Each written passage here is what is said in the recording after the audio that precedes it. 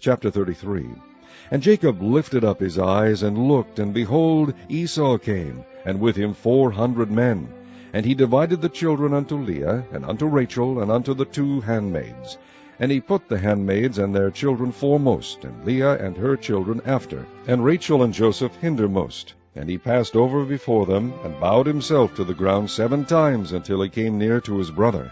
And Esau ran to meet him, and embraced him, and fell on his neck, and kissed him, and they wept.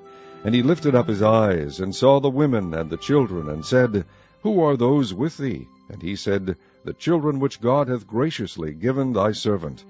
Then the handmaidens came near, they and their children, and they bowed themselves. And Leah also with her children came near, and bowed themselves. And after came Joseph near, and Rachel, and they bowed themselves.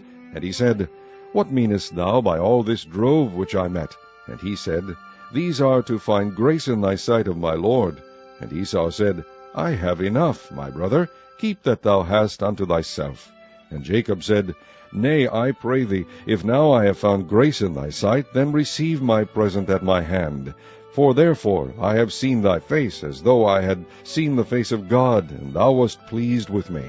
Take, I pray thee, my blessing, that is brought to thee, because God hath dealt graciously with me, and because I have enough.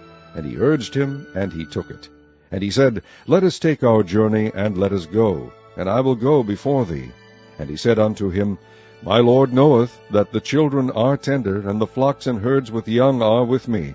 And if men should overdrive them one day, all the flock will die. Let my Lord, I pray thee, pass over before his servant, and I will lead on softly, according as the cattle that goeth before me, and the children be able to endure, until I come unto my Lord, unto Seir. And Esau said, Let me now leave with thee some of the folk that are with me. And he said, What needeth it? Let me find grace in the sight of my Lord. So Esau returned that day on his way unto Seir.